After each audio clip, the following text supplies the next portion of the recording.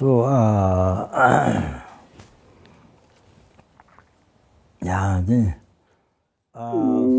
Donc, je vais continuer avec l'enseignement, en particulier pour la Sangha.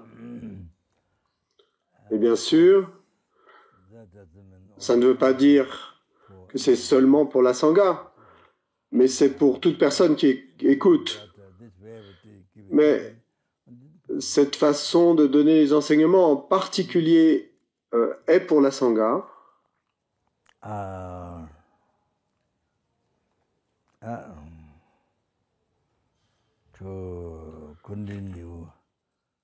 Pour qu'elle puisse continuer à garder ses vœux. C'est pour les encourager dans la vie de la Sangha. Ceux qui se dirigent vers la vertu.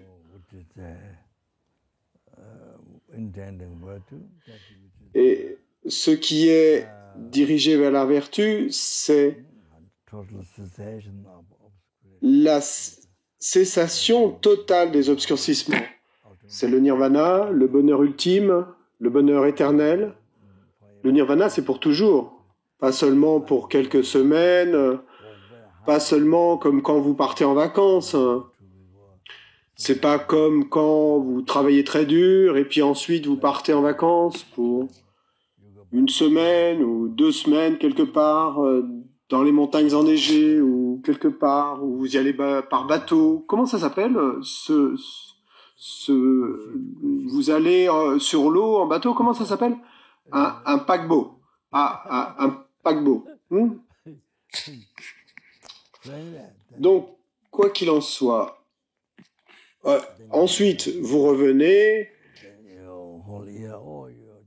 et puis ensuite, toute l'année qui suit, et il faut que vous disiez à vos amis, « Oh, comme c'était bien, comme j'en ai profité, on a fait ceci, on a fait cela », et vous leur en parlez pendant un certain temps, mais tout ça, c'est toute la souffrance, et si vous ne le savez pas, alors c'est du plaisir, mais si vous connaissez, si vous examinez, c'est seulement de la souffrance. Et l'esprit halluciné voit du plaisir là-dessus. Mais si vous examinez, alors il y a souffrance. Mais ici, c'est pour toujours, et un bonheur éternel pour toujours, un bonheur ultime pour toujours. C'est pas seulement pour quelques semaines, pas seulement pour quelques mois ou quelques jours, c'est pas comme ça. C'est pourquoi il est si valable, et ça vaut tellement le coup d'essayer de sacrifier la vie pour cela. Donc, le bonheur est éternel, la cessation de la souffrance pour toujours. Et vous n'avez pas à revenir pour souffrir, parce qu'il n'y a pas de cause pour revenir souffrir. Et ça a tant de valeur, et ça vaut tellement le coup d'essayer de supporter des épreuves pour cela. Vous voyez, et supporter des épreuves et pour pratiquer le dharma. Et vous pouvez voir maintenant cela. C'est pas seulement et pour quelques jours de bonheur, de plaisir. Maintenant, vous pouvez voir pourquoi et combien, et ça vaut le coup de supporter des épreuves pour pratiquer le dharma. Et peu importe à quel point vous avez faim, vous avez soif, vous avez chaud ou froid, et toutes ces choses et valent tellement le coup, ça vaut tellement le coup de supporter des épreuves pour pratiquer le dharma.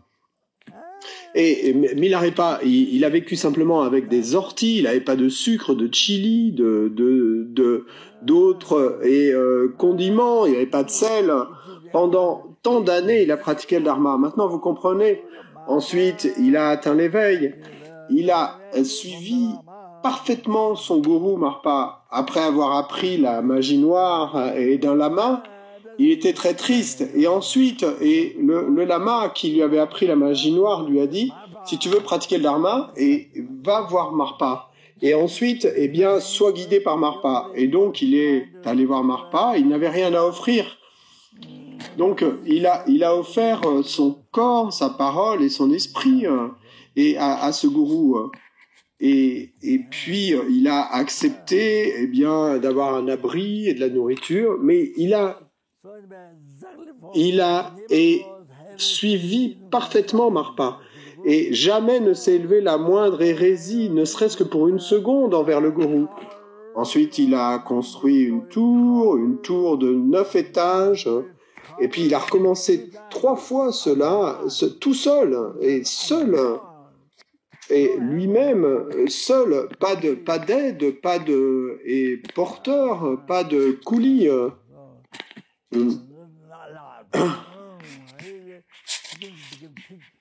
Et donc, sa peau en est devenue épaisse, hein. Et elle a pris une couleur presque bleue, elle était épaisse, sa peau. Et après, donc, il a construit cette tour, ensuite on lui a fait abattre les pierres qu'il avait apportées et les reporter jusqu'à l'endroit d'origine. Ensuite, il a fallu la reconstruire, ensuite de nouveau la démonter et de nouveau la reconstruire. Et puis ensuite, après cela, la mère de sagesse de Marpa a demandé à Marpa, elle lui a supplié de donner à Milarepa des enseignements et des initiations. Mais Marpa lui-même voulait que faire supporter à Milarepa encore plus d'épreuves, et afin qu'il puisse atteindre l'éveil encore plus vite. C'est pour ça, c'est ça que Marpa a pensé, et sa mère de sagesse lui a demandé, l'a supplié.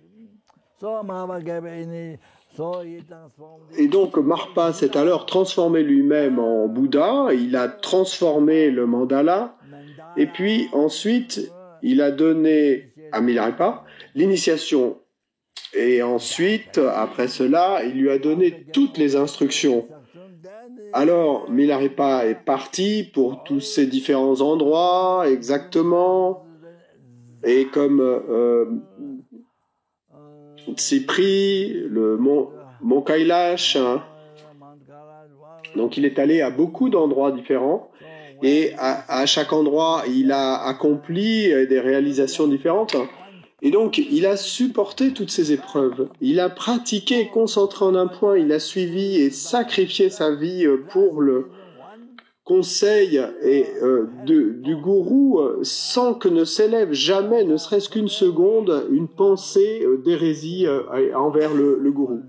Et donc, ainsi, il a accompli l'éveil, et pas seulement en une vie, mais dans une vie brève de ces temps dégénérés, dans une vie brève, et donc beaucoup plus rapidement, il a atteint l'éveil.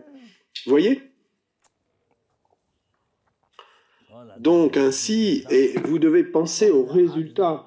Tant d'épreuves, il a supporté tant d'épreuves pour pratiquer le Dharma. Il a construit une tour à 9 étages 3 fois. Marpa voulait qu'il soit éveillé encore plus vite, et donc il voulait que Milarepa supporte plus d'épreuves. Vous voyez ?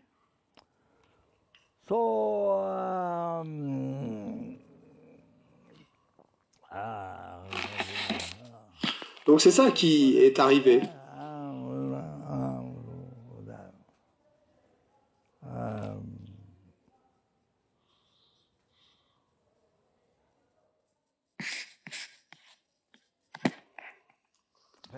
Par exemple, le bodhisattva Taktungu et celui qui pleure toujours, qui n'arrête pas de pleurer, le bodhisattva qui pleure, qui passe son temps à pleurer, eh bien, même s'il a accompli des 5 chemins vers la libération, des 5 chemins vers l'éveil, et les 5 chemins du bodhisattva vers l'éveil,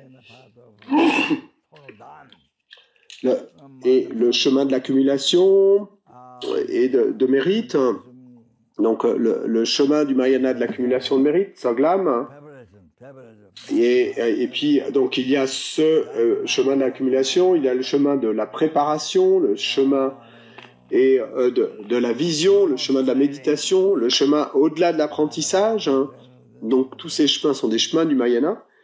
Et donc, ce bodhisattva qui a accompli le chemin de l'accumulation, de mérite, et il y a dans ce chemin un chemin petit, médian et grand. Et il a atteint le grand chemin de l'accumulation.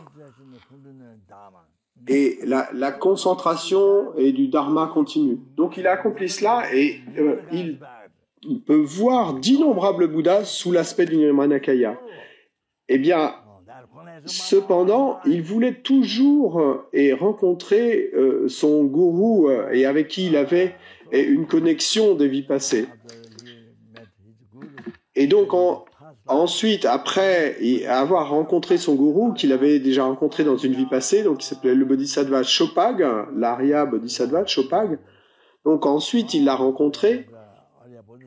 Et puis ensuite, pendant 7 ans ou quelque chose comme ça, donc le Bodhisattva Chopag était en retraite dans un temple. Et puis, le Bodhisattva qui pleure continuellement, et il a nettoyé pendant 7 ans et la cour du monastère, du temple, donc ainsi. Donc il la nettoyait. Et puis un jour, il a invité son gourou à donner des enseignements et il a placé un trône à l'extérieur dans la cour. Et puis ensuite, pour que aucune poussière ne s'élève quand les gens s'assoient pour écouter les enseignements, afin que aucune poussière ne s'élève, en fait, il n'y avait pas d'eau. Il y avait de l'eau, mais les maras avaient béni l'eau, donc et c'était asséché.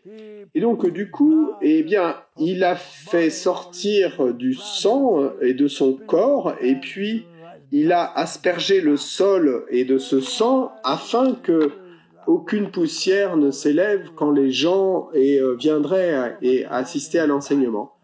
Et tout ça, eh bien, il le faisait pour son gourou. Donc c'est incroyable. Et la façon dont il suivait son gourou, il chérissait son gourou et plus que sa propre vie. Hein. Donc, de la manière dont vous chérissez votre vie, eh bien, et encore plus, lui, il avait abandonné et il chérissait son gourou plus que sa vie. Hein.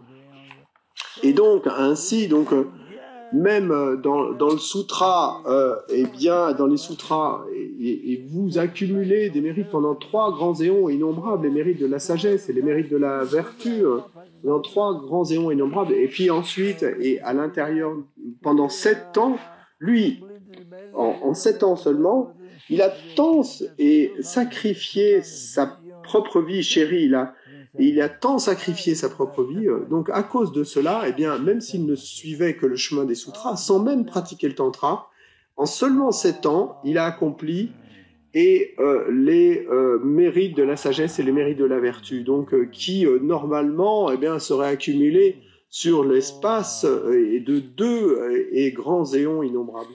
Donc, il a accompli cela en seulement 7 ans, simplement en pratiquant les sutras. Et donc, c'est à ce point qu'il a sacrifié sa vie. Ensuite, la motivation.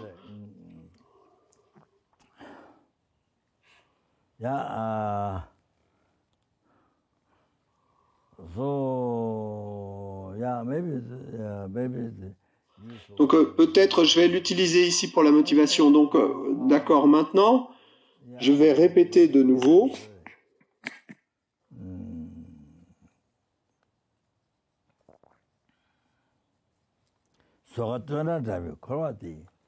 This samsara, like the prison,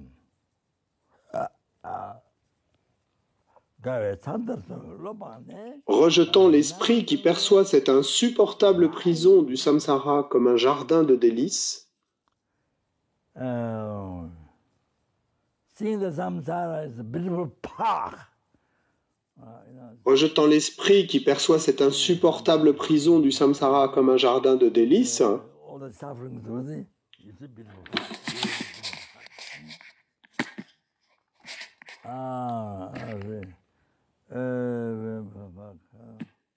donc le samsara est comme une prison, et donc en renonçant à l'esprit qui voit le samsara comme un jardin de délices, comme un parc magnifique, vous voir le samsara comme un jardin magnifique, ça veut dire que En fait, toutes les souffrances, et vous les voyez comme un parc magnifique, comme un jardin de délices. Vous les regardez comme un jardin de délices.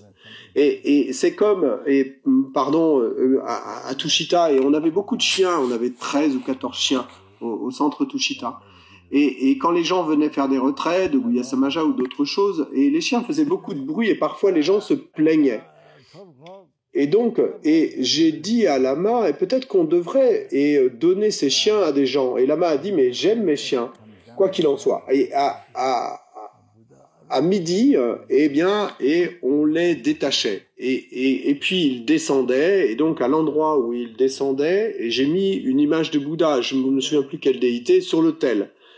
Et donc, quand il descendait les marches, j'ai mis l'image là, et avec l'espoir qu'il la voie. Mais immédiatement, il partait en courant. Et je sais pas où il partait en courant. J'ai aucune idée. Et immédiatement, il partait en courant. Ensuite, il revenait, après peut-être une demi-heure, et parfois pas une demi-heure, mais 15 minutes. Et il revenait avec une forte odeur de caca. Et avec la gueule entière et qui sentait le caca, donc et ils revenaient tous. Je sais pas où ils allaient. Il devait y avoir un endroit et pas loin où ils allaient, mais je sais pas. Peut-être des toilettes pour des gens quelque part à l'extérieur. Et le Tushita dont je parle là, c'est celui qui est à Dharamsala. Et je parle pas du Tushita de Delhi.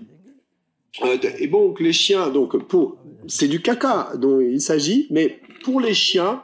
Eh bien, il le voyait comme du nectar. Il le voyait comme du nectar, je pense, du nectar. Donc, et ainsi, quoi qu'il en soit.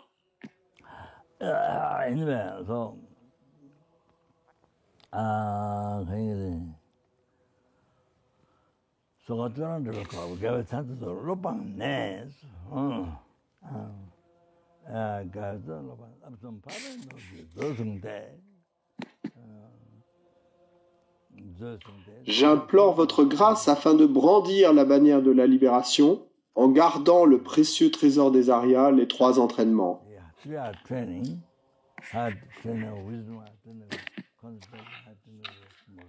Donc, en gardant le trésor des 3 les 3 entraînements élevés, donc, et l'entraînement supérieur de la sagesse, l'entraînement supérieur de la concentration, l'entraînement supérieur de la moralité, et donc les êtres nobles, eh bien, il y a 7 types de joyaux. Il y a 7 types de joyaux des êtres nobles. Et le trésor, en gardant ce trésor des 3 entraînements supérieurs, et le trésor des joyaux, des joyaux des êtres nobles,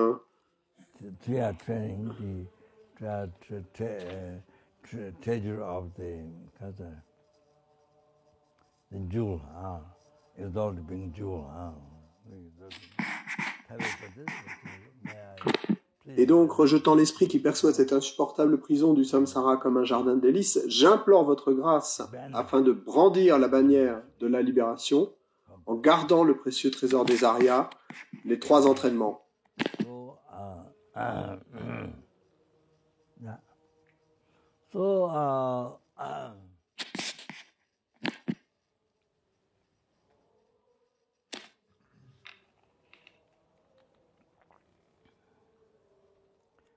Donc, je ne vais pas le répéter encore de nouveau.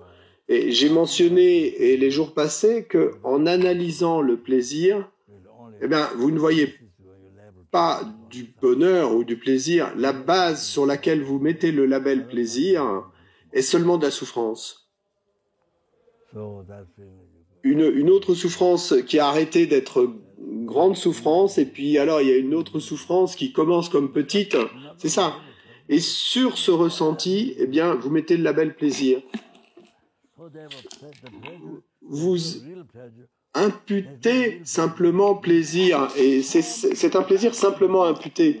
Et non seulement, et vous y mettez le label plaisir, mais vous l'imputez simplement comme ça. Et donc là, il n'y a pas de plaisir réel, il n'y a aucun plaisir réel qui vienne de son propre côté, qui existe de son propre côté, existant véritablement, existant de son propre côté, existant par lui-même. De plaisir réel, non, rien de cela n'existe. C'est une hallucination totale. Et si vous analysez, c'est comme ça. Si vous analysez, et si vous n'analysez pas, il y a quelque chose. So you don't analyze. Mais si vous analysez, c'est comme ça. En réalité, il n'y a rien là. Et nous devons réaliser cela. Si vous n'analysez pas, il y a alors une hallucination. La vie entière se déroule dans une hallucination.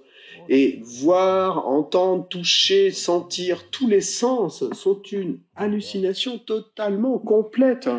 Et ce n'est pas là. Rien n'est là. Rien n'est là. Ce qui veut dire que rien n'existe de son propre côté. Rien n'est là. Rien n'est là, existant de son propre côté. Rien n'est là. Vous devez savoir cela. Et rien n'est là. Et croire que quelque chose est là, eh bien ça c'est une hallucination. Et croire que cela est là, et vous comprenez la signification, le sens, le sens est croire que quelque chose est là, existant de son propre côté. Donc le sens de cela est exister de son propre côté. C'est ce que je dis.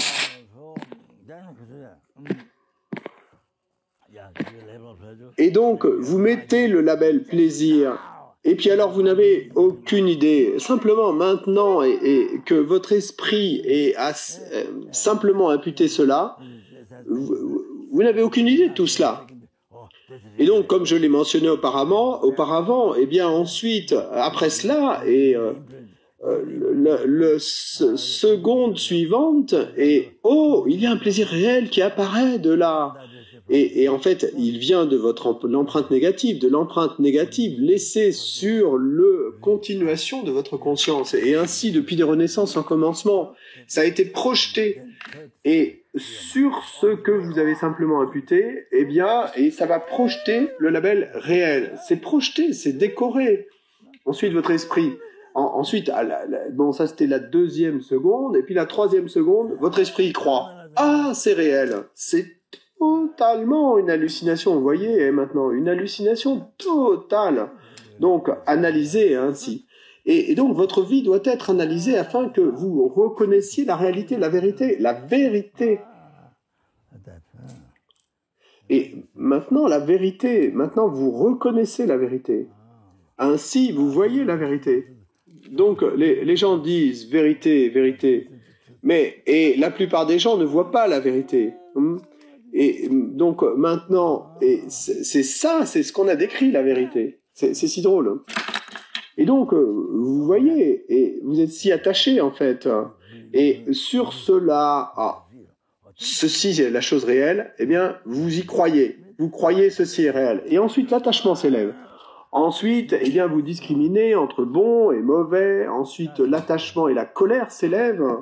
Et puis ensuite, vous créez tout ce karma négatif, des cieux remplis de karma négatif, une pluie de karma négatif.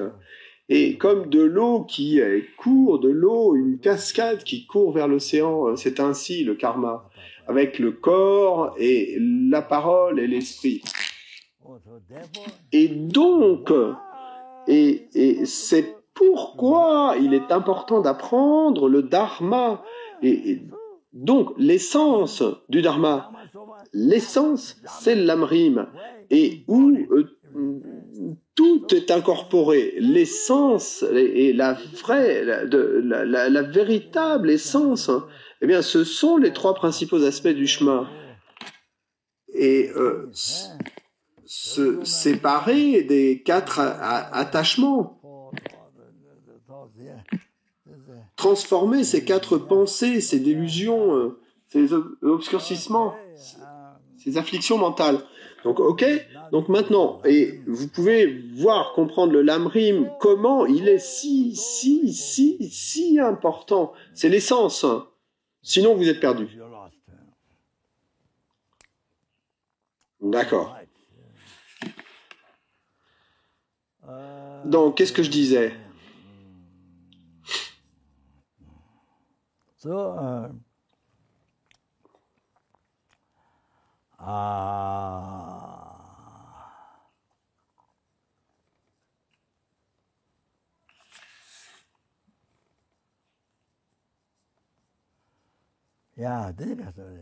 Donc ainsi, notre vie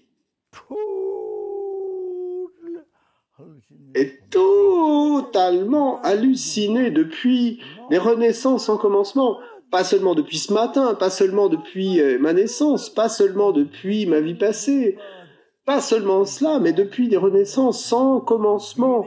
Et puisque la continuation et de ma conscience n'a pas de début, eh bien, et la continuation de mon ignorance n'a pas de début, et comme mes souffrances samsariques, leur continuation n'a pas de début, de commencement.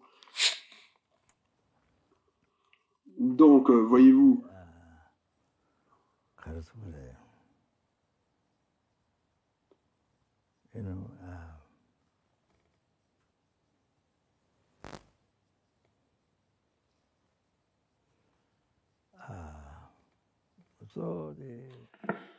donc maintenant, la saisie, l'attachement,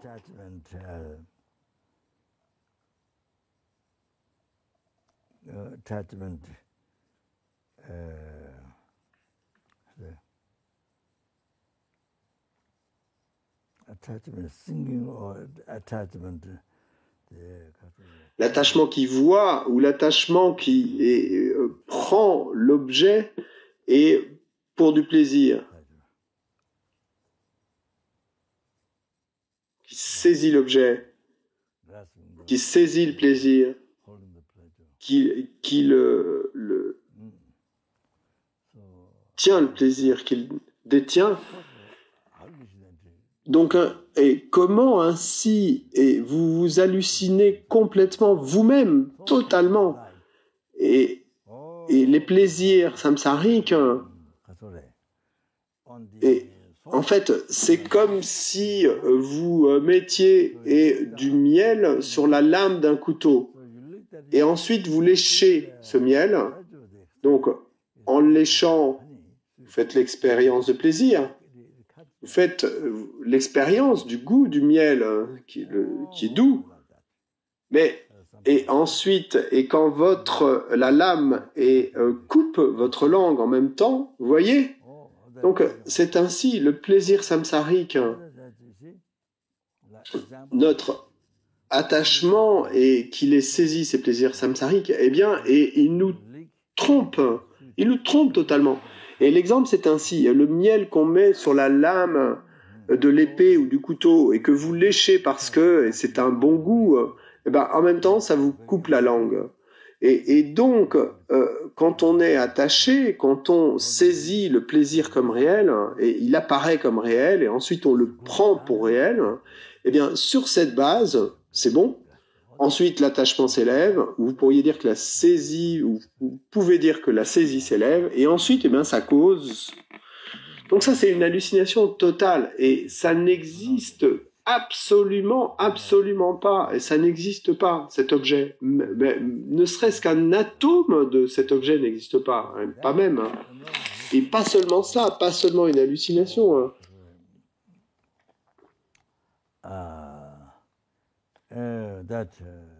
Mais ceci crée du karma négatif, une action négative, du karma négatif.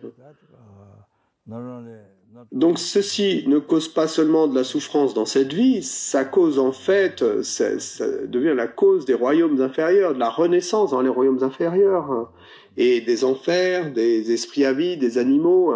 Ensuite, vous en faites l'expérience de cela pendant un temps incroyable, pendant des éons, une incroyable longueur de temps.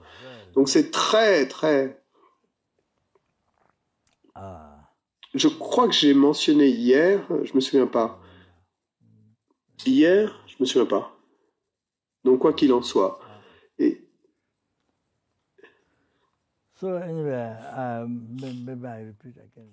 peut-être que je vais le répéter de nouveau simplement pour rafraîchir notre esprit.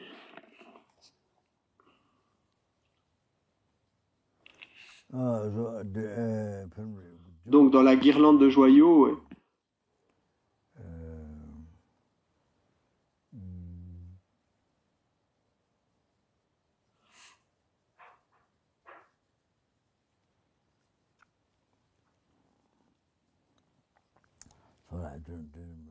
l'enseignement de Nagarjuna. Et donc, pardon, je me souviens pas du début, mais ça dit la chose suivante.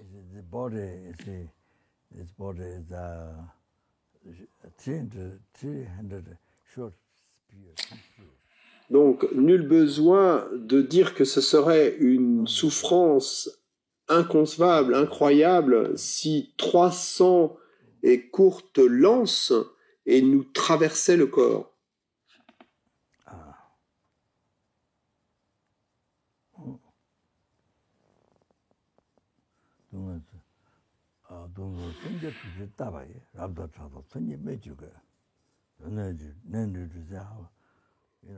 Donc là, il est dit le corps, si 300 courtes lames, lances et le traversaient, bon, ce serait une souffrance incroyable, pas besoin de le dire, nul besoin de le mentionner, c'est un exemple. Et nul besoin de dire à quel point ce serait une souffrance incroyable. Et donc, que ça vous transperce profondément, et donc, ça c'est de la souffrance, nul besoin de le dire. Mais même ça, et bien, par rapport à ça, même une petite souffrance et des enfers est incomparable.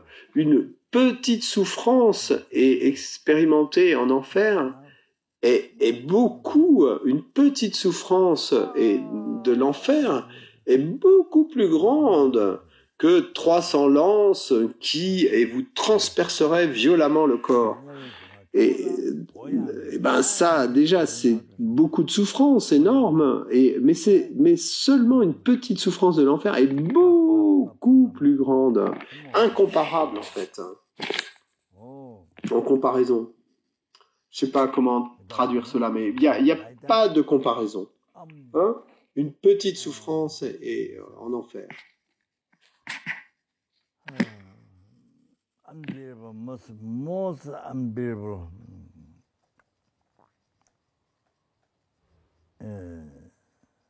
extreme suffering. 저와 차자냐 무슨 냐이니? So 까봐 저와 차자. So for 100 years. Donc ainsi, même si vous faites l'expérience d'une souffrance extrême, pendant 10 millions de fois 100 éons,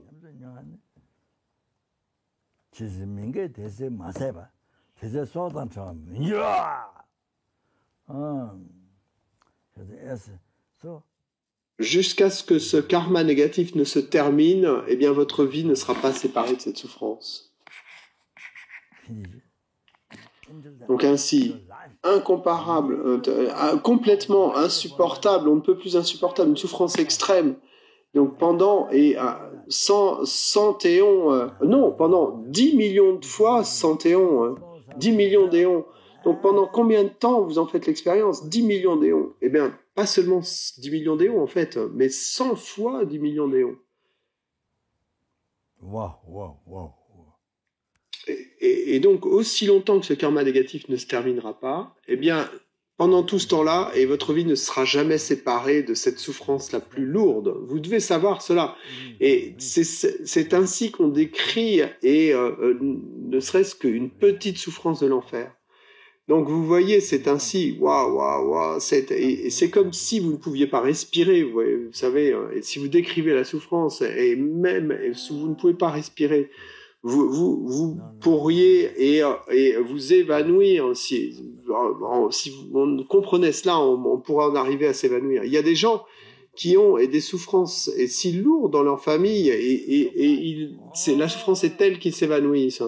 Pas seulement dans cette vie, il y a de la souffrance, mais une hallucination insupportable, une hallucination totale. C'est très terrifiant. C'est ainsi, si vous connaissez la vérité de la vie, la vérité de la souffrance samsarique et du plaisir samsarique. Waouh. Donc c'est ainsi, l'exemple. Donc cela. Donc ensuite un autre exemple de plaisir samsarique, saisi, c'est comme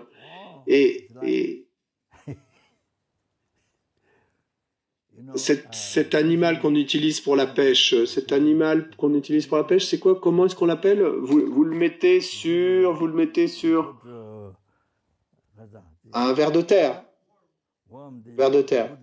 Donc, vous mettez l'hameçon comme cela, mais le ver de terre n'est toujours pas mort, hein, et vous le mettez dans l'eau, et puis le poisson voit le ver de terre et pense « Oh, quelque chose à manger !» Waouh, immédiatement, il saute dessus, parce qu'il voit du plaisir, il saute dessus, hein, et il voit du plaisir, donc immédiatement il saute, et donc ils sautent, mais ensuite ils sont pris par l'hameçon. Et donc ils sont attrapés par l'hameçon, ils peuvent plus s'enfuir.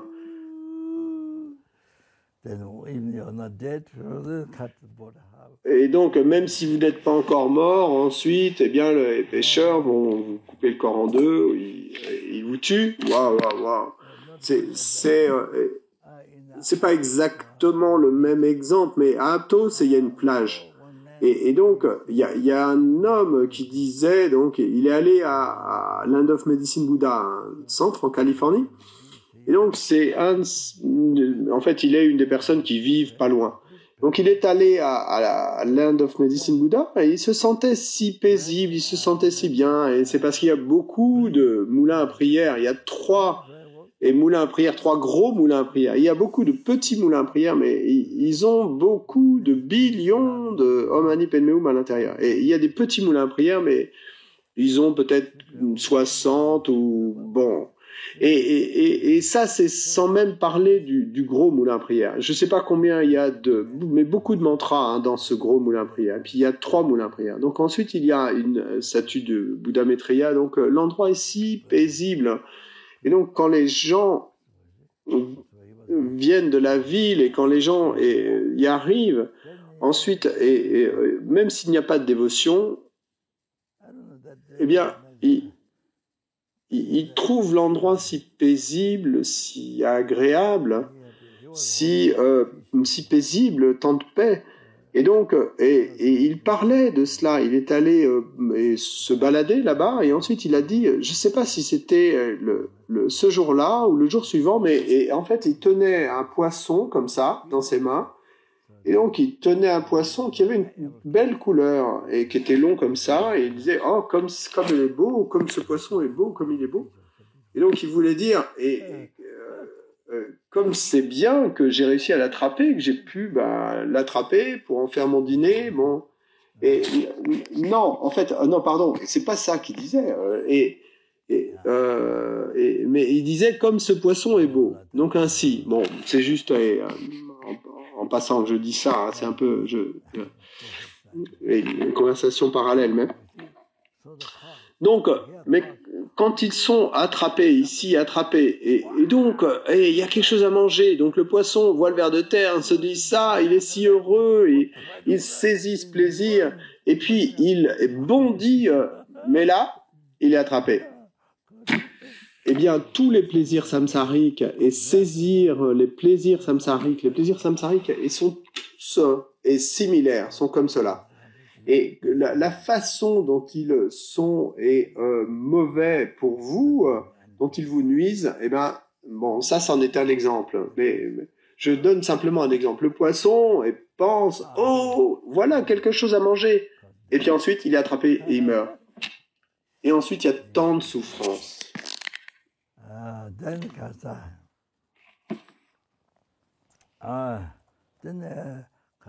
Ensuite, pour attraper un éléphant mâle,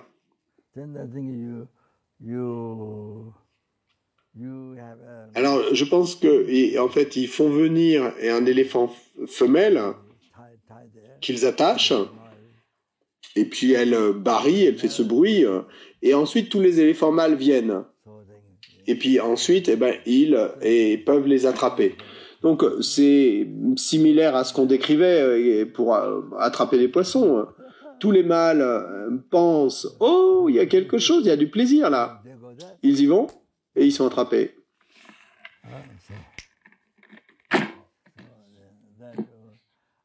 Et il doit y avoir beaucoup d'exemples. Et peut-être que, bon, vous pouvez vous-même avoir beaucoup d'exemples, mais je donne juste un exemple de ces plaisirs samsariques. Comment, et la saisie, en étant attaché à ça, eh bien, comment ça vous trompe? Comment ça vous trompe? Comment ça vous induit en erreur? Et ça vous induit complètement en erreur, ça vous trompe complètement, la souffrance.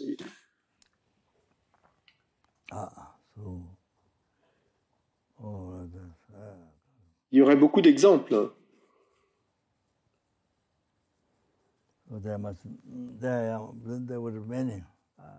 Je trouve beaucoup d'exemples, tant similaires ainsi.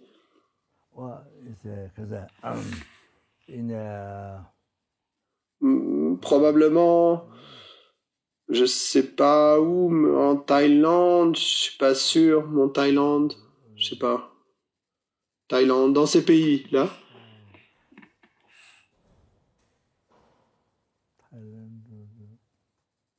Peut-être cet autre pays également.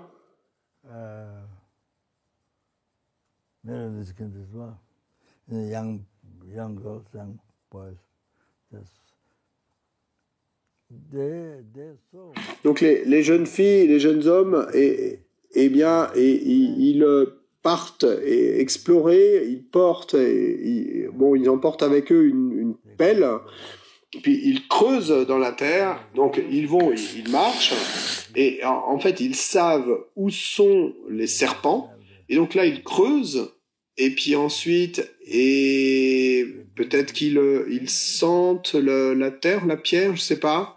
Bon, ils creusent, et ensuite, eh bien, dans la terre, il y a un serpent.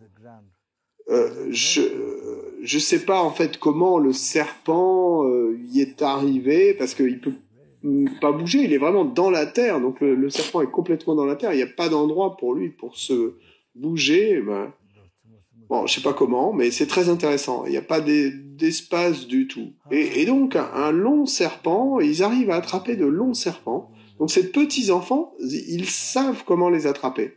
Ils savent comment les attraper. Ensuite, ils les prennent en les tenant par le cou.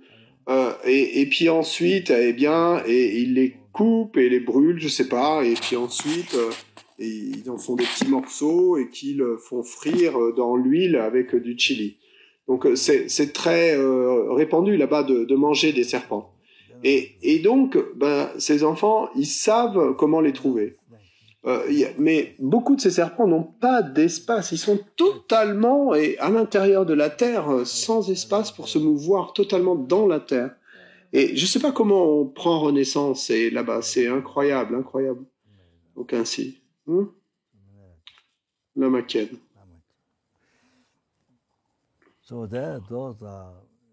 Donc ça, ce sont les inconvénients d'être attaché au plaisir, d'expérimenter cela. Et ils renaissent comme serpents.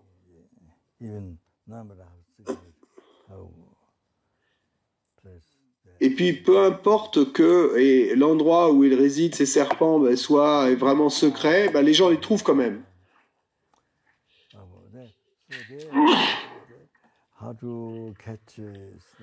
Donc, quoi qu'il en soit, les éléphants. Donc,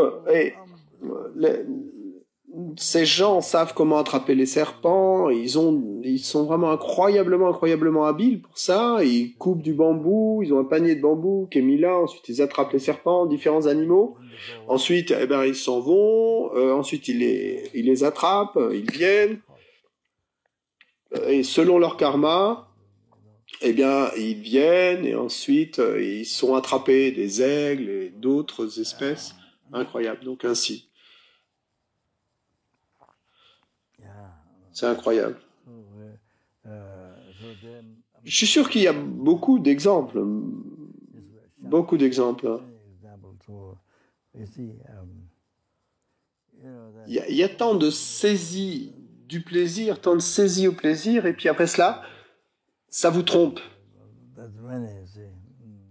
Et vous êtes totalement détruit. Et il y a tant d'inconvénients au plaisir samsarique. Quoi qu'il en soit. Nous avons fait l'expérience de ceci depuis des renaissances sans commencement.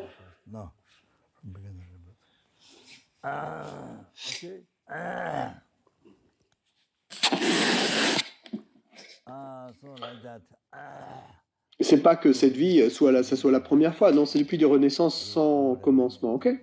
Et donc ainsi, et vous devriez trouver de nombreux exemples comme cela. Et vous auriez beaucoup d'exemples dont vous pourriez vous souvenir. C'est ainsi incroyable. C'est incroyable comme ça vous trompe. Hein. Donc maintenant, alors, juste quelques exemples. Vous pouvez, en fait, ajouter d'autres exemples qui viennent de votre propre expérience. Hein. Et Kyabje Kunu Lama Rinpoche avait l'habitude de dire, et à propos, et de contrôler l'attachement. Donc, Kyabje Kunu Lama Rinpoche, un grand bodhisattva, disait que quelqu'un que vous voyez comme étant si beau, et donc à ce moment-là, visualisez que vous lui enlevez la peau. Donc, vous mettez la peau de côté, vous en faites un tas, et puis ensuite, vous faites un autre tas avec les os de cette personne, le squelette, les os, et un autre tas avec la chair. Et donc, où est la beauté, alors? La beauté est partie. Et vous ne pouvez pas trouver la beauté après que vous ayez enlevé la peau et mis les os de côté, la chair d'un autre. Rinpoche disait cela. Et après ça, vous ne trouvez pas la beauté. Après que la peau devienne comme du papier comme des Kleenex, hein, hein. Et après que vous ayez enlevé la peau, ça devient ainsi. Hein. Donc, où est la beauté alors?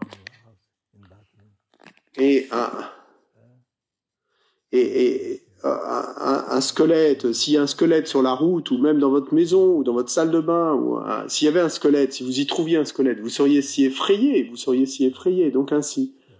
Ensuite, le squelette, et puis s'il y avait d'un autre côté tous les morceaux de chair. Donc, Rinpoche disait cela. Et donc, la beauté, même le sang, même à partir du sang, et même si à partir du corps, le sang vient, et même s'il y a simplement une petite coupure, et même si c'est du sang qui s'écoule de cette petite coupure, et ça devient très effrayant, même quand il y a un peu de sang qui coule comme ça, et du visage ou des membres, c'est très effrayant, et quand on voit le sang couler, très effrayant.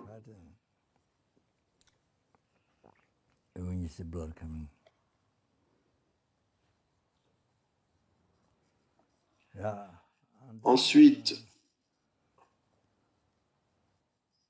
la peau,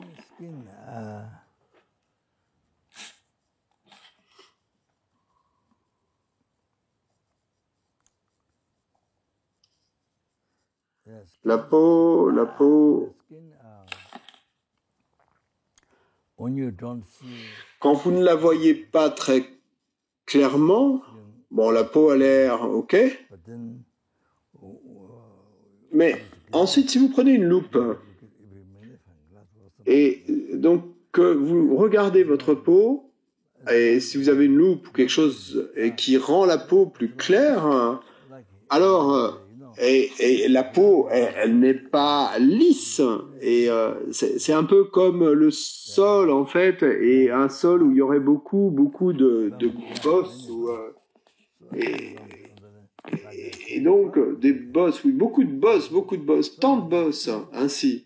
Donc de loin ça va, mais ainsi la peau n'est pas lisse, la peau a beaucoup de bosses, et tant de bosses quand vous la regardez avec une loupe, et donc ainsi. Donc et il n'y a rien à quoi être attaché quand on examine réellement la peau. C'est ainsi, vous voyez, même si normalement vous ne voyez pas toutes ces bosses.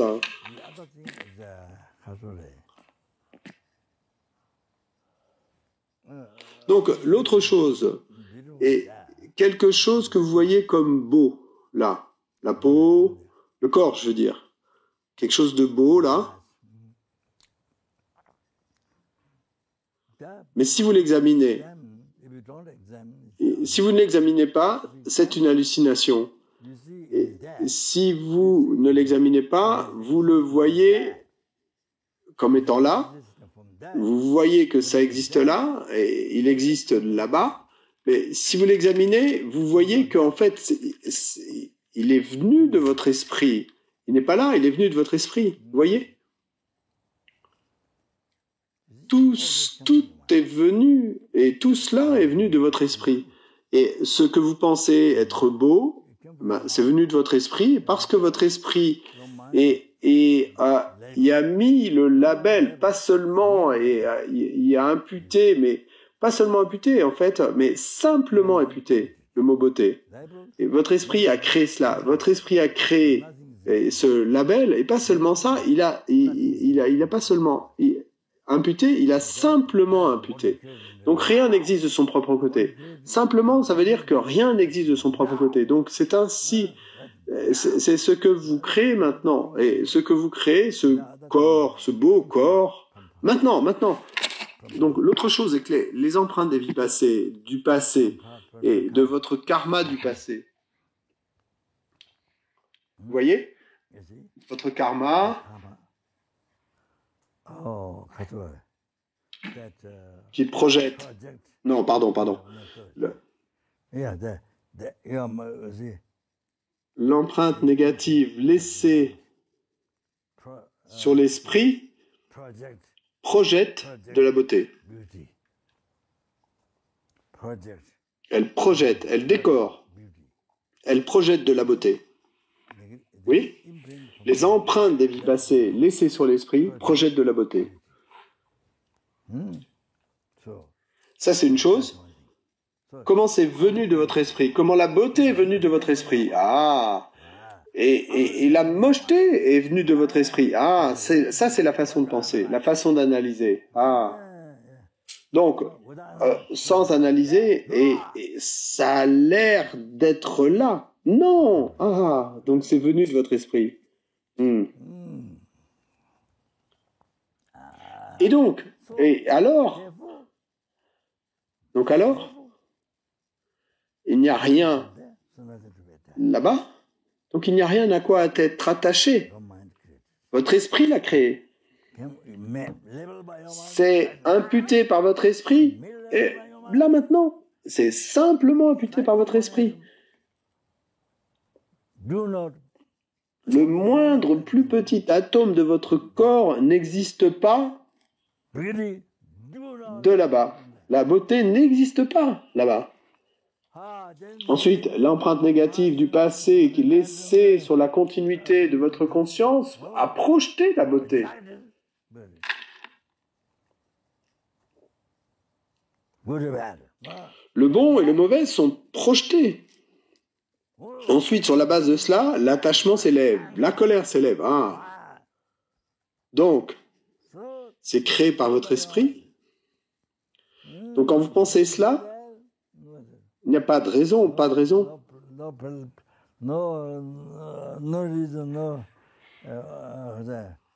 Il n'y a pas d'objet auquel être attaché. Ainsi. Mais, voyez-vous, c'est pas seulement cette fois-ci. C'est cela que nous sommes supposés, dont nous sommes supposés être conscients, et dans la vie quotidienne, et tout le temps nous sommes supposés être conscients de cela. C'est ainsi qu'on pratique. Pas seulement, non, et chaque jour, et l'attention est nécessaire. L'attention au fait que tout est venu vient de mon esprit, de ton esprit. Et je marche, je vole, je vole quelque chose. Vous pourriez être attentif au fait de voler. Oh, je suis en train de voler, je suis en train de marcher, je suis en train de tuer. Non, je ne parle pas de ce type d'attention. Avec l'attention, eh bien, vous réalisez et la vérité erronée et l'attention, la pleine conscience, eh bien, va et vous permettre de faire se dissoudre, de résoudre l'hallucination. Et ça dissout le concept erroné et ça le résout. Hein. Donc, pratiquez l'attention à la pleine conscience et c'est ainsi. Ok? Ensuite. Donc, voyez-vous, si vous voyez quelque chose de beau, de moche, donc vous voyez, c'est venu de votre esprit. Nous pensons que c'est venu de là-bas, de son propre côté, mais c'est venu de votre esprit. Il n'y a rien qui soit venu de là-bas, et que ce soit beauté ou mocheté. C'est ce qu'il dit dans le Lamrim Shenmo de Lama Tsongkhapa. L'ignorance qui est de la nature de l'exagération exagère la différence entre le beau et le laid. Et alors seulement l'attachement et la colère s'élèvent. Et donc la logique, eh bien, peut réfuter la façon dont ces concepts erronés détiennent leurs objets.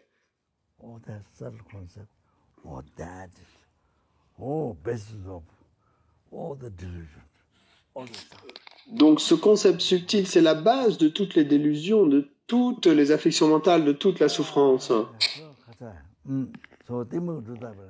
Donc ensuite, voyez-vous,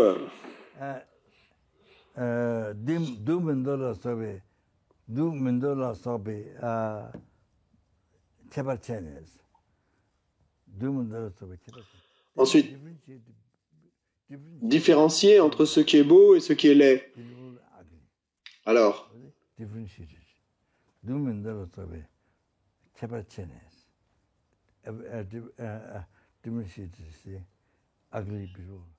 ensuite, après cela, seulement après cela, nous pensons que ça vient tout le temps. Non, seulement après cela, ensuite, la colère et l'attachement s'élèvent. La colère et l'attachement s'élèvent.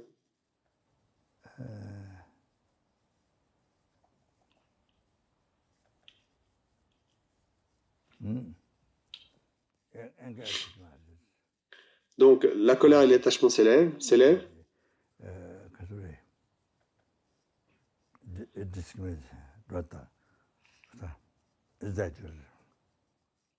Alors, eh bien, c'est discriminer, exagérer, donc ainsi. Donc, après avoir discriminé, différencié le laid et le beau et le laid, ensuite, l'attachement et la colère s'élèvent. Seulement après cela.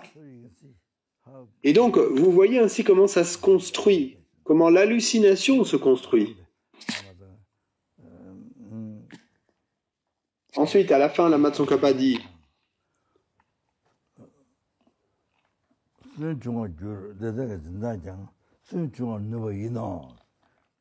la façon de faire de ces concepts erronés, l'ignorance, l'attachement, la colère, tout cela, la façon dont ces concepts erronés prennent l'objet, la façon dont ces concepts erronés prennent l'objet, avec logique.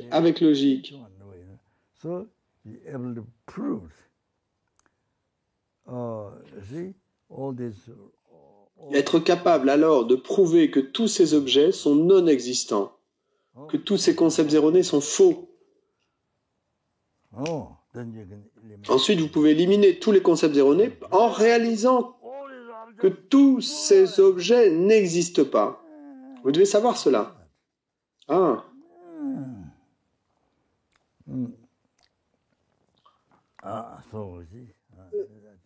J'ai aussi mentionné cela l'autre jour. Ainsi, voyez-vous ?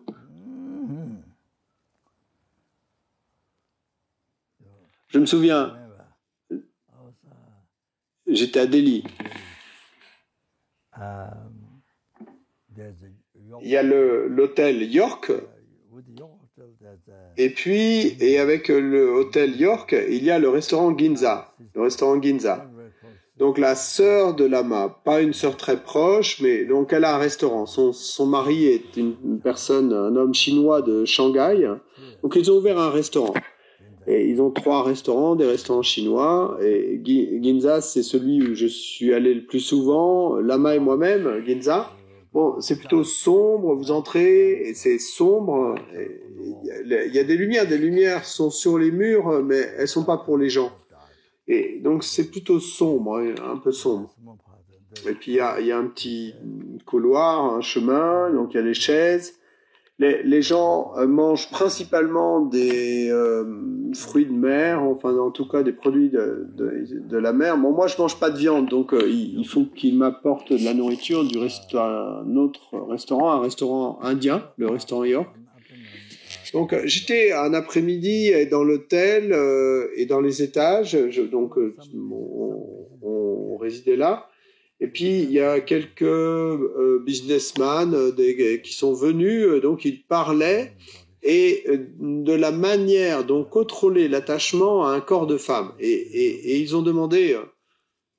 Donc je leur ai dit alors, vous regardez à l'intérieur du corps et vous regardez à l'intérieur de cette femme. Et vous imaginez, donc, il y a la peau, mais ensuite, il y a les nerfs, les muscles, les nerfs, ensuite le sang, la chair, le squelette. Donc, je leur ai dit, et vous pensez que tout ça est là à l'intérieur. Et quand je leur ai dit ça, il semblait qu'ils n'avaient jamais pensé à ça. Ils n'avaient jamais, pas une seule fois, pensé à ça. Et donc, ils ont vu alors que c'était seulement une hallucination. Ils n'avaient jamais pensé à ça. Ils étaient si surpris. Quand je leur ai parlé de cela, ils étaient si surpris, complètement choqués. Et et réfléchir à ce qui est à l'intérieur. Donc, c'est ainsi. C'est incroyable qu'ils aient réalisé qu'ils n'y avaient jamais pensé. Donc, ils étaient si... et surpris, et simplement pas très longtemps en fait, mais ces hommes d'affaires. Et quoi qu'il en soit, et il y a beaucoup de façons différentes de penser, je suis sûr qu'il y a plein de façons différentes. Ce que je veux dire, c'est, voyez simplement ça. Mais l'idée, c'est d'élaborer à partir de ça. Maintenant, pensez.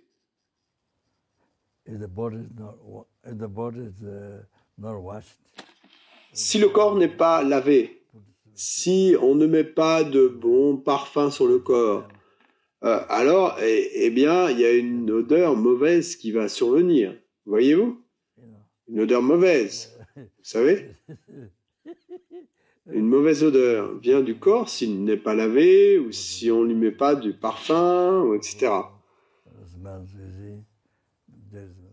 Et ensuite, particulièrement si la conscience est partie, il y a une odeur terrible de mort, une odeur de viande pourrie, comme de la viande pourrie, une odeur horrible. Et vous ne pouvez pas vous approcher. Et il y a une fleur, je ne sais pas ce que c'est comme fleur, c'est en Nouvelle-Zélande. En Nouvelle-Zélande ou en Australie ? Cette fleur, il semble qu'elle soit très grosse, mais elle a une odeur de pourri. Et donc les gens, ils vont, et ils pensent, je pense, et en fait, la voir, mais sans respirer, ils arrêtent de respirer à cause de cette odeur terrible de pourri. La fleur est plutôt grosse, elle est belle, mais elle a cette odeur horrible.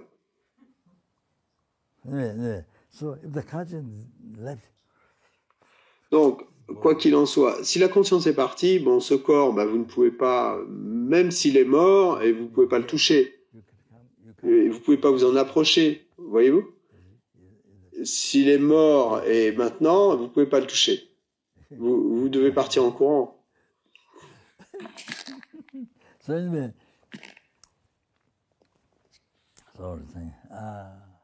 Quoi qu'il en soit, qu'est-ce que je disais ?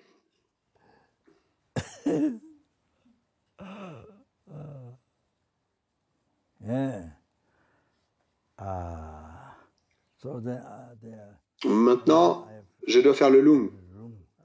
La sangha, toute la sangha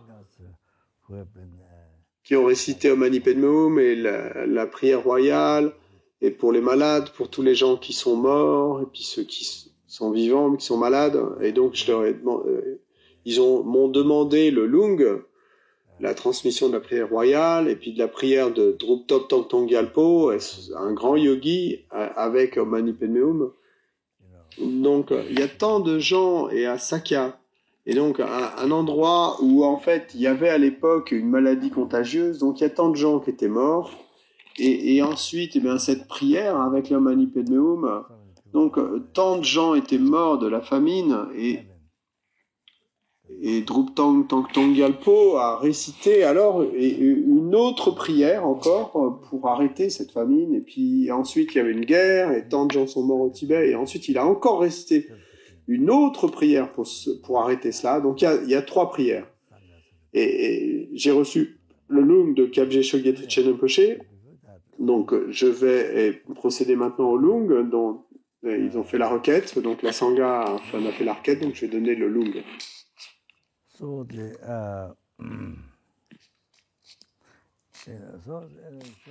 Bon, avant cela, d'accord. Donc, en général, donc le sexe, en fait, même les insectes.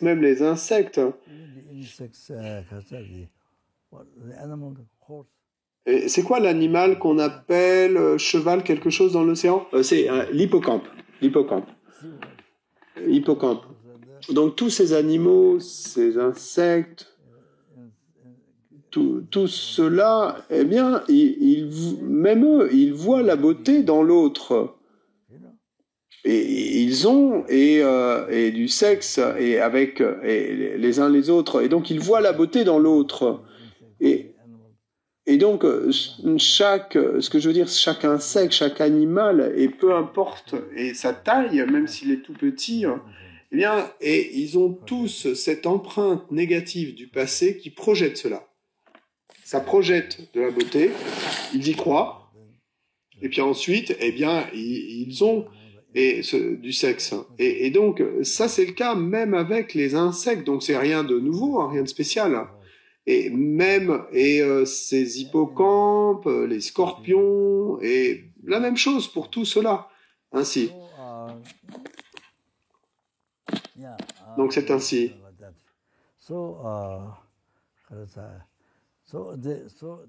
Donc c'est ainsi. L'empreinte négative d'une vie passée. Alors, du côté de la femme, eh bien, elle va voir de la beauté dans le pénis de l'homme. Donc, du côté de la femme, eh bien, et cette empreinte négative d'une vie passée va projeter de la beauté. L'empreinte négative et laissée par une vie passée va projeter de la beauté. Et la même chose pour les animaux, la même chose pour toutes ces créatures, la même chose pour les animaux, ces empreintes négatives laissées dans des vies passées et accumulées depuis des renaissances en commencement, projettent de la beauté sur le pénis.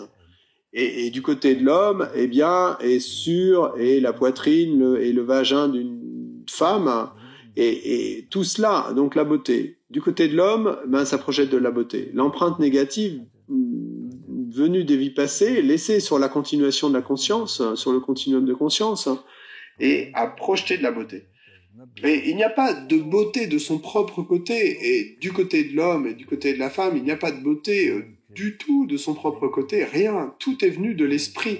Et les femmes ont créé la beauté des hommes, et de l'esprit des femmes est venue la beauté des hommes, et les hommes, et voyant la beauté des femmes, de leur poitrine, de leur vagin, tout cela, donc les hommes ont projeté de leurs empreintes, des empreintes négatives accumulées depuis des renaissances en commencement, du karma, eh bien, ça a projeté la beauté. Projeté la beauté, et alors, il y a beauté, donc ils s'y attachent, et ensuite, eh bien, ils ont du sexe. Donc, autrement.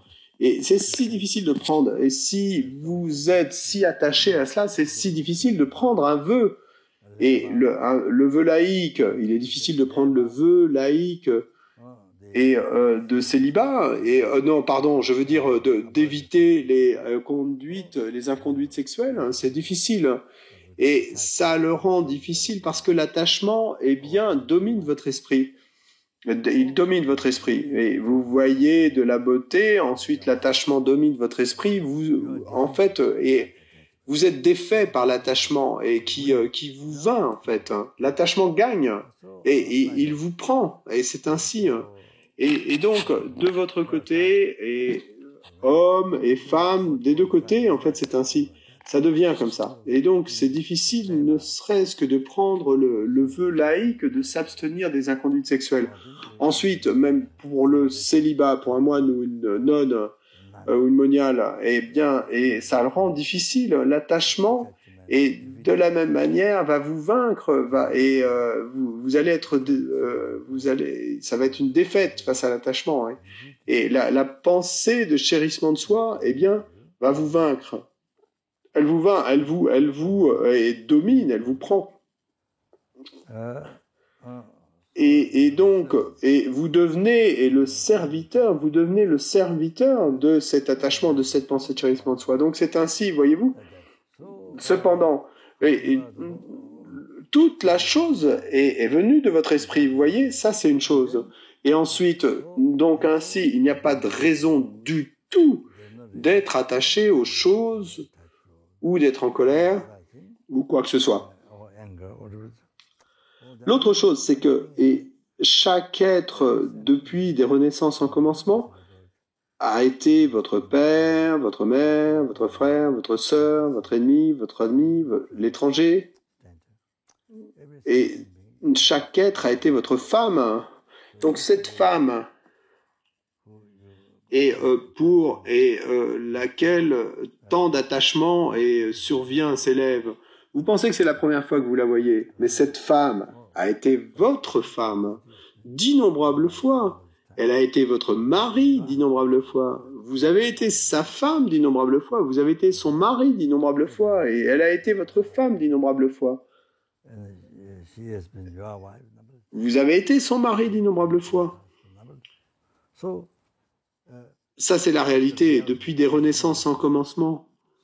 Donc, il n'y a pas un seul être, il n'y a pas une seule fourmi, il n'y a pas un seul petit insecte avec lequel vous n'ayez pas été en relation l'un avec l'autre. Tout le monde l'a été. En réalité, tout le monde a été votre mari et tout le monde a été votre femme. Donc ça, c'est rien de surprenant. Donc, la connexion avec lui ou avec elle, c'est pas la première fois, et nous l'avons déjà eu d'innombrables fois. Nous avons d'innombrables fois, depuis les renaissances sans commencement, eu une connexion l'un avec l'autre. Mais c'est la même chose et avec la bonté du père et de la mère. On s'en souvient pas. Nous ne nous en souvenons pas. Vous savez, et l'esprit est si épais et le crâne est si dur, c'est comme le ciel qui est si noir, il n'y a pas de lumière, pas d'étoile, si noir. Donc l'ignorance est ainsi, vous ne pouvez pas vous souvenir, et vous ne pouvez pas vous souvenir, même si vous ne voyez pas, vous ne pouvez pas voir, même si vous n'êtes même pas capable de prédire ce qui va se passer demain, vous n'êtes même pas capable de prédire ce qui va se passer dans une heure. Qu'est-ce qui va vous arriver? Vous ne pouvez pas le prédire. Et il veut, même si vous deviez mourir d'une crise cardiaque, vous ne pouvez pas dire si ça va arriver ou pas dans l'heure qui vient. Et voyez-vous, donc vous n'êtes pas capable de le dire. Et donc, ainsi, vous êtes si ignorant. Donc, la réalité est ainsi. Vous avez eu des relations d'innombrables fois. C'est rien de nouveau. Donc, maintenant, voyez-vous, ce sont ça les réalités. Telles sont les réalités. Et vous devez y penser vraiment profondément à cela. Ma suggestion est que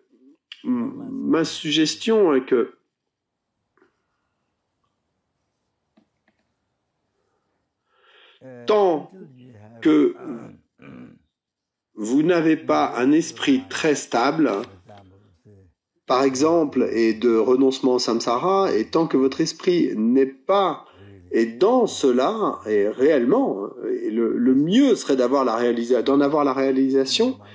Donc, tant que votre esprit n'est pas là, et n'est pas dans cela, et votre esprit, tant que votre esprit n'est pas dans la bodhicitta, votre esprit n'est pas dans la sagesse réalisant la vacuité, et n'est pas stable ainsi, eh bien, tant que vous n'en êtes pas à ce stade-là, il est dit dans les enseignements, et jusqu'à ce stade-là, et vous devrez dormir, rester dans une grotte ou un ermitage et méditer. Ensuite, quand vous avez un esprit stable, et par exemple, comme il est dit dans les sutras, donc ça c'est pas les tantras, mais quand votre esprit est si stable, alors vous pouvez redescendre, vous pouvez vous mélanger aux gens. Alors vous pouvez aider les gens. Mais jusqu'à ce stade-là, il y a un danger. Votre esprit n'est pas stable, donc il y a un danger. Et au lieu d'être capable de continuellement pratiquer le dharma et de vous développer ainsi, ben vous perdez. Et vous perdez tout.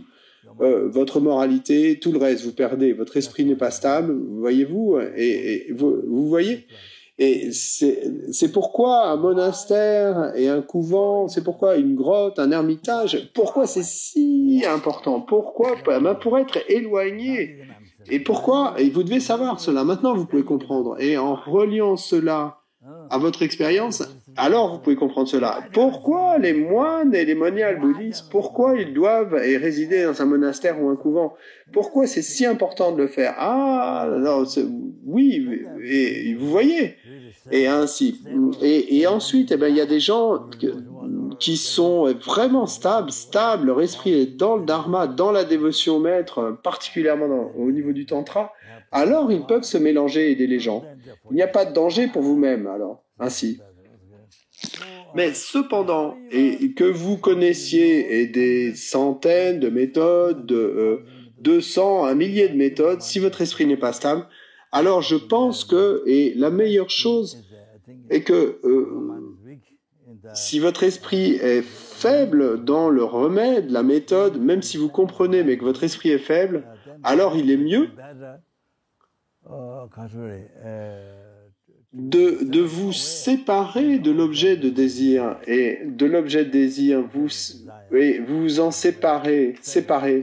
Donc, vous quittez l'objet du désir.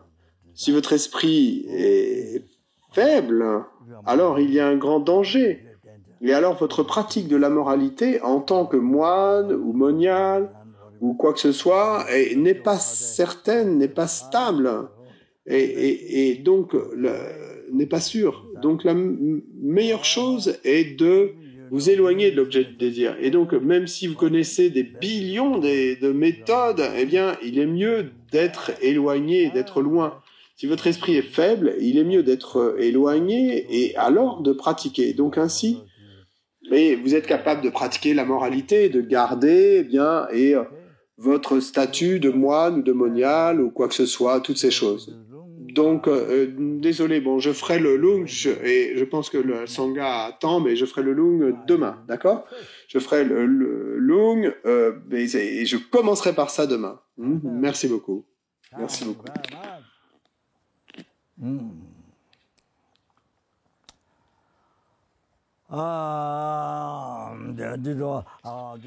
Et par tous les mérites du passé, du présent et du futur, accumulés par moi, tous les mérites des 3 temps, accumulés par d'innombrables êtres et d'innombrables Bouddhas, puisse la bodhicitta, la source de tous les bonheurs pour moi-même et pour tous les êtres, y compris le bonheur de l'éveil, être généré dans l'esprit de tous les êtres, et en particulier, et pour ceux qui l'ont déjà généré, puisse-t-elle se développer.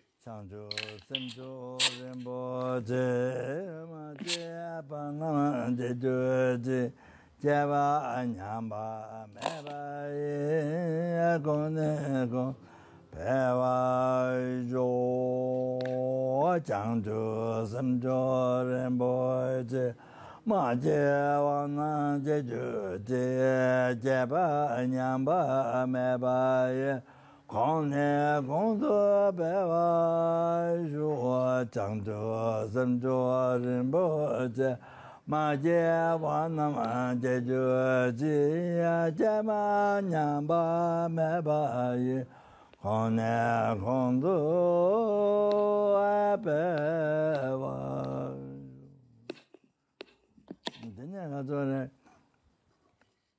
Tous ceux qui sont morts, les vivants, particulièrement ceux qui sont morts du fait de ce virus, et les membres de ma propre famille, ceux qui sont morts, et puis tout le reste des autres gens qui sont morts dans ce monde, donc nous prions pour eux.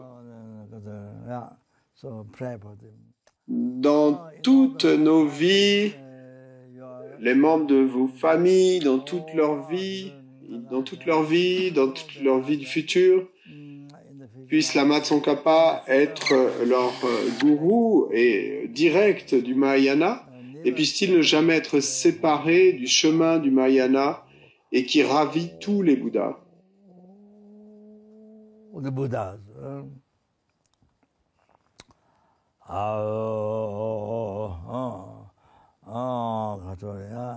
Tera Gundu Jawa Tsonga Techo Shenyi Ngosu Zebet Jawe Ngabe Lamsa Tenyi Keje Tsayan Doba Maju Ji. Puisse-t-il renaître, puissent ceux qui sont morts et ne jamais renaître dans les royaumes inférieurs, et puisse-t-il être rené dans une terre pure où ils puissent atteindre l'éveil, et au moins puisse-t-il recevoir une parfaite renaissance humaine, rencontrer les enseignements du Mahayana, rencontrer un gourou parfaitement qualifié du Mahayana qui leur révèle le chemin sans erreur vers l'éveil, et en les ravissant, puisse-t-il atteindre l'éveil aussi rapidement que possible.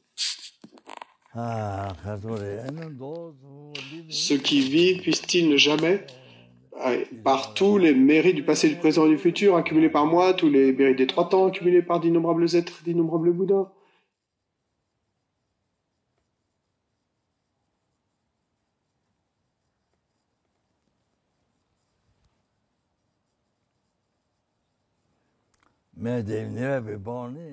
Puisse-t-il ne jamais renaître dans les royaumes inférieurs. Puisse-t-il être libre de toute maladie et des maux causés par les esprits, et puisse-t-il pacifier tous les karmas négatifs et les obscurcissements, puisse leur souhait être accompli selon le Dharma saint, puisse-t-il atteindre l'éveil aussi rapidement que possible.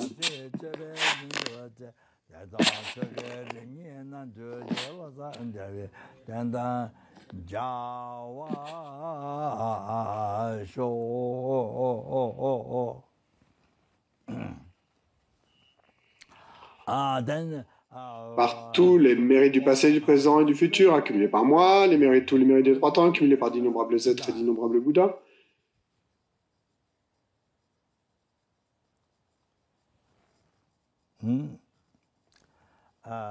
Puissions-nous être capables de réaliser que chaque être est plus précieux que le ciel entier rempli de joyaux qui exaucent les souhaits, de diamants, d'or et de joyaux qui exaucent les souhaits, remplissant le ciel entier.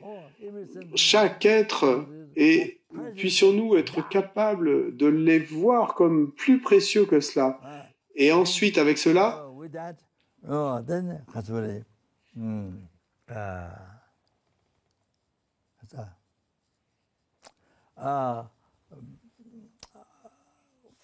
puissions-nous exaucer leurs souhaits, et encore mieux qu'un joyau qui exauce les souhaits ne le ferait.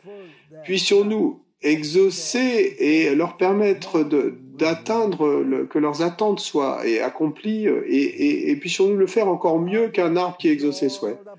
Ensuite, et par tous les mérites des passés, présents et futurs accumulés par moi, tous les mérites des 3 temps accumulés par d'innombrables êtres et d'innombrables Bouddhas, puis tout être qui me voit, m'entend, me touche, se souvient de moi, pense à moi, tout être que je vois, que j'entends, que je touche, dont je me souviens, à qui je pense, et par cela puisse toute leur souffrance être pacifiée immédiatement, et puisse-t-il recevoir et toute paix et tout bonheur, y compris l'éveil, immédiatement.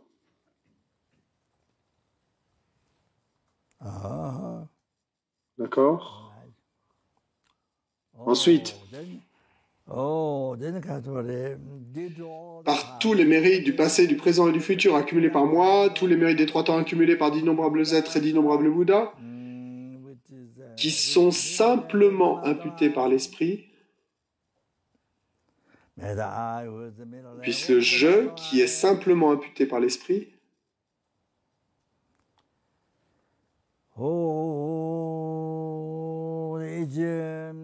atteindre la bouddhéité qui est simplement imputée par l'esprit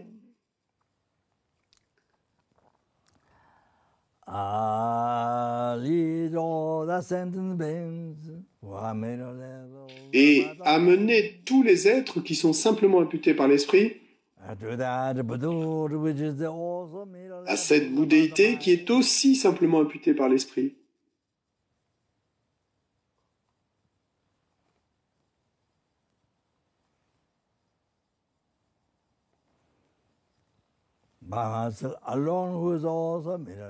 Par moi-même seul, qui est également simplement imputé par l'esprit.